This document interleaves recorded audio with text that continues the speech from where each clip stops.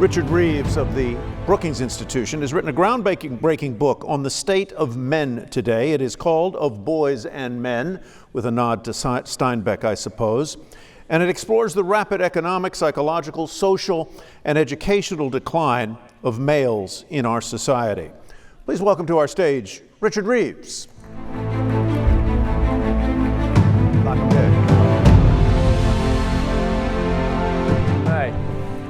Thank you for that welcome. It's great to be here. Let's spare a thought for me right now. I am sandwiched on the schedule between the genius revolutionizing medicine and the world's hottest AI artist.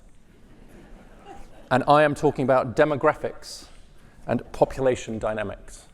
So let's spare a thought for you as well, because you're the one that's going to have to sit through this for the next 20 minutes. I know you're always told not to start with something self-deprecating, but given those titles that I'm having to be sandwiched between, it seems appropriate. The second thing to get out of the way is if you're detecting an accent, you're right, I'm from East Tennessee.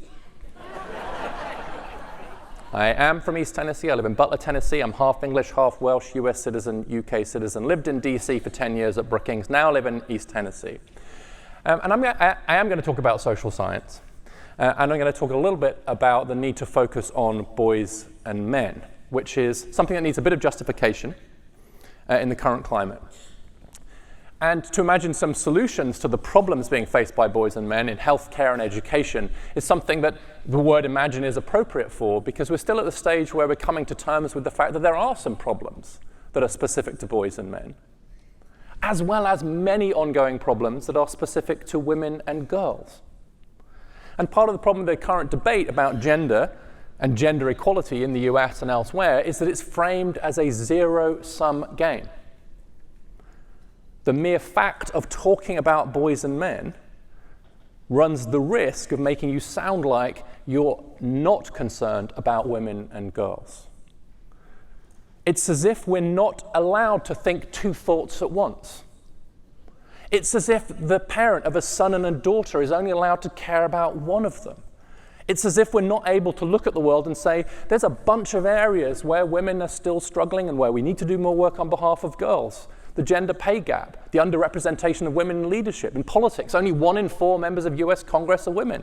I hardly need to tell you that we've yet to have a woman president in the US, whereas I grew up under a female prime minister. In the UK, my wife is currently trying to raise money for a startup, a nutrition and health startup. And so I'm obliged under the terms of my marital contract to point out that only 2% of venture capital money goes to female founders. So the idea there isn't still a lot more to do for women and girls. And of course, we're at the beginning of Women's History Month. And so it's an appropriate time to make that point. But it is also true that there are problems now facing boys and men in mental health, in education, and in family life. And we have to start imagining some solutions to those alongside the ones we already have for women and girls. Now, we obviously are here on relatively short timelines, which is great. The last time I spoke for 20 minutes, I got the feedback forms afterwards. And you know, sometimes people will share. You'll probably do the same thing here, where you'll be asked to give feedback on speakers. And I got one, and it said, if I only had 20 minutes left to live, I would choose to spend it listening to Richard Reeves speak. And then I turned it over, and it said, because it would feel like a lifetime. Ha! People are funny, aren't they? All right, I'm going to give you some charts. I apologize in advance. But I've already suggested why we should focus on boys and men. Really, really, really why, when I explain what I'm doing, especially as I was at the Brookings Institution, and I've worked on inequality, the middle class, racial justice. Really, boys and men, why? Well, here's the book. That's the plug. Here's the think tank. I'm the guy that looked out at the world and said, you know what we need? Another think tank. We don't have enough think tanks. But in this case, the American Institute for Boys and Men, which I founded last year, is the first and only think tank focused on the issues of boys and men. And we're focusing on education and mental health to start with. We have a strong focus on the intersection with race and black boys and men. And then we're looking at employment and fatherhood going forward. So please check out our website. We're very new and we're a scrappy startup, and many of you know what that feels like. It's partly autobiographical. These are my 3 sons, all in their 20s now, 27, 24, and 22, I think. It changes all the time, but I'm pretty sure that's right. And this is them in North Wales. Just behind them is the slate mine in Blaenau Ffestiniog, where my family have worked for the last 8 generations. And they went down to see where their great-great-great-great-grandfathers had worked. So this was last summer. But also, the discussions of boys and men has been part of our family conversation. It's been around the dinner table. It's been something that we've been focusing on in school. And I want to be clear that most of my focus is on working class boys and men and black boys and men. My boys, by and large, are doing okay right now. But I'm here as a father as well as a policy wonk. But it's also for this reason. I was a Guardian journalist for many years, and C.P. Scott, the founder of The Guardian, said this: comment is free, which is still the name of the Guardian op-ed page, but facts are sacred. And so many of these debates about gender and gender equality and boys and men, women and girls, they sort of float free of the facts, or rather, you can just go and find the facts that suit your prejudice online. And it's the same in policy too. Many of you have probably heard the phrase that we're going to have evidence-based policy making. Hands up who's heard that phrase, evidence-based policy making. Right? And how often do you think we actually get policy-based evidence making? I've done this, you better find me some evidence that it's working. So I'm determined that we will be as factually accurate as we can in what we're doing, balanced, non-partisan, and stay away from some of the frothier subjects that I think are dominating the debate about gender, and talk instead about some of the harder facts. So I'm going to start with mental health, say a little bit about each of these, just in the time I have with you today. So let's start with mental health, which is obviously a very hot topic right now, especially among young people. Many of you I know work in this field. So let's start with the very sobering trends that we see in suicide rates. So what I'm going to show you here is rates per 100,000 in 1999 and 2022 for women and girls in these age ranges, from the youngest to middle age up there. And you can see the rise in the suicide rate among these groups of women and girls during that time period. The US is relatively unusual in seeing these rising suicide rates. And this is something that's quite rightly getting plenty of attention. And this is the picture for boys and men over the same time period.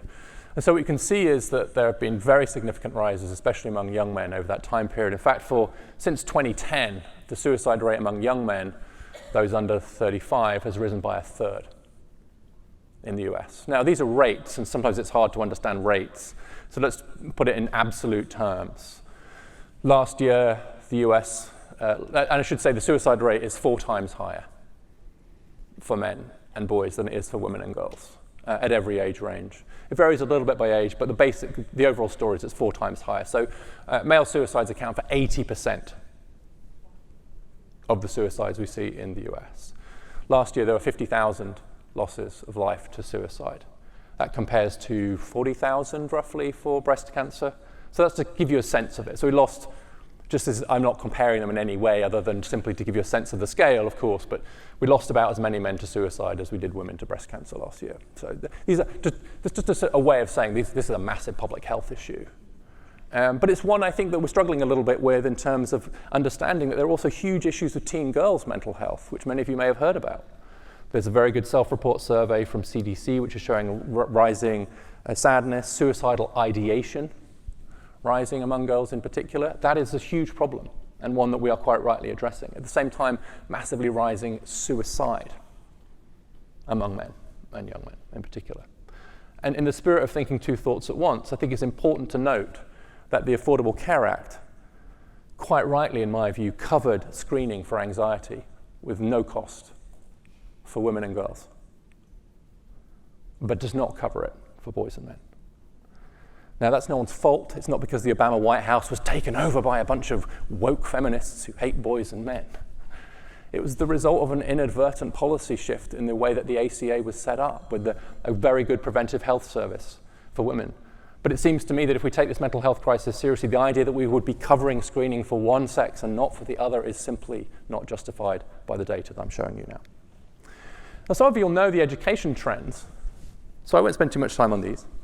The gender gap in college degrees, you will have read about this, you will have heard about this, but let's just put some numbers on it. In 1972, 71, 72, about 43% of BAs went to women. We passed Title IX about then, of course, to try and help women. Women pretty rapidly caught up with men, which was the hope and the expectation if we took the brakes off women's educational performance. But then the lines just kept going until now, 58% of BAs going to women and rising. And so the takeaway here is that the gender gap on US college campuses today is a little bit wider than it was in the 1970s when we passed Title IX, but it's reversed, which is not something anyone expected or planned for. And frankly, I think we're still getting our head around this. I think it's really hard when things change this quickly to start saying, hold on, gender gap in education means boys and men.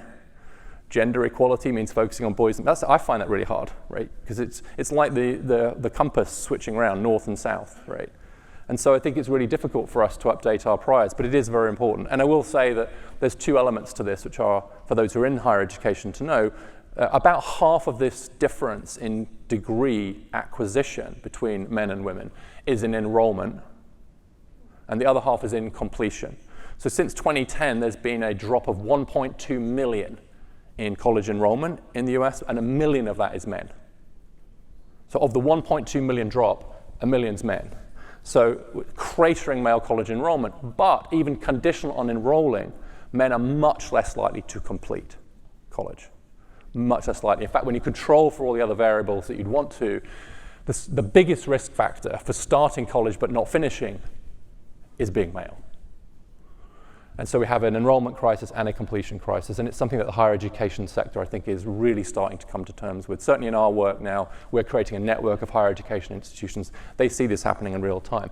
But why would you see that? Why would you see such a big gap in higher education? It's mostly predicted by what's happening in high school. So what this shows you is the bottom 10% of high schoolers by GPA. This is high school GPA, this is the bottom decile.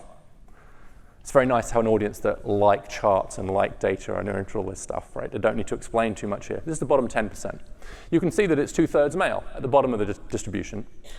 And then this is the rest of the distribution up to the top. And what you can see is that the top 10% by GPA, 2/3 female. High school. So any college that is selecting from towards the top of the GPA distribution is already facing an applicant pool that's at least 2/3 female, all right? So in some ways, the only reason we're not seeing an even bigger skew in higher education is because many of the selective colleges are actually discriminating in favor of their male applicants. They typically don't say that very loudly, but they can because of the carve-out under Title IX, and there's a thumb on the scale for male applicants because they're trying not to become too skewed one way or the other. And just a side note here is that, so I'm just going to highlight that top 10%. A side note here is that if colleges choose to go test optional in their admissions policy, and some of you may have seen this as a bit of a trend, it was especially started during COVID, which is take out standardized tests as part of the application process. The main effect of that is to skew significantly further female in your college population by 4 percentage points, according to a recent survey. And the reason for that is because actually on standardized tests, SAT and ACT, there really isn't a gender gap. But there's a massive gender gap on everything else. So if you take out the one thing where there's something close to gender equity or gender equality, which is a standardized test, take that out of the application process, it's the mathematical that you will skew faster and further female. I'm not saying they shouldn't do it, by the way. I'm just observing that that is an effect of it. What else is happening in high school? Well, one thing that's happening is the declining share of male teachers. When we've just put out a research brief on this, where we also dig in not only by gender, but also by race.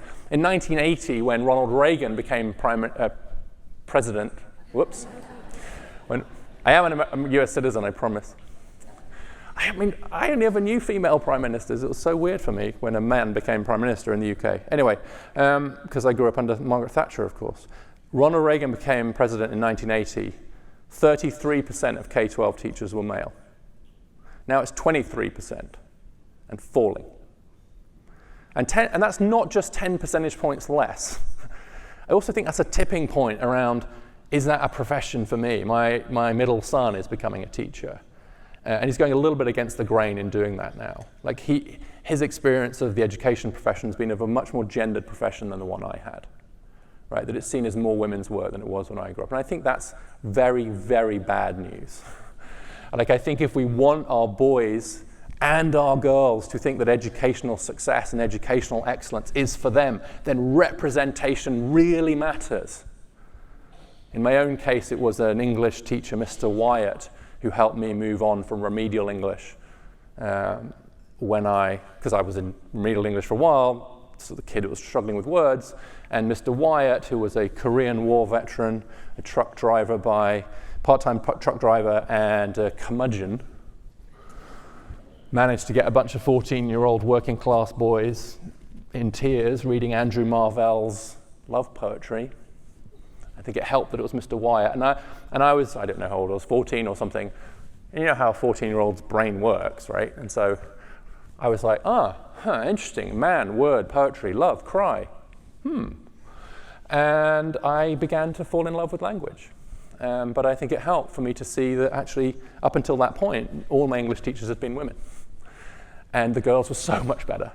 And in the average school district in the US, the boys are a grade level behind girls in English. That's where the biggest gap is in English and literacy. So I'd love us to have more men in K-12 education, but I don't see any efforts to arrest this decline, or sometimes, honestly, even to notice. Sometimes this is breaking news to people, this data. And so I think it's very important that we're aware of what's happening in our schools. And then I'll just say a couple of more things very briefly on a couple of these other areas. And in the interest of time, I'll just have to show the chart, tell you what it says, hope you believe me, and move on. This shows you that most men earn less in 2019 than most men did in 1979, especially in the middle class and the working class. Women saw rises across the board, but especially at the top. So this chart's telling you two things: massive rise in wage inequality, but also that men have seen declining incomes for everybody except the men at the top. It's very important to do this by race and gender, though. Again, the facts are sacred. When we talk about the gender pay gap, the race pay gap, it's very important we look at the race and gender pay gap.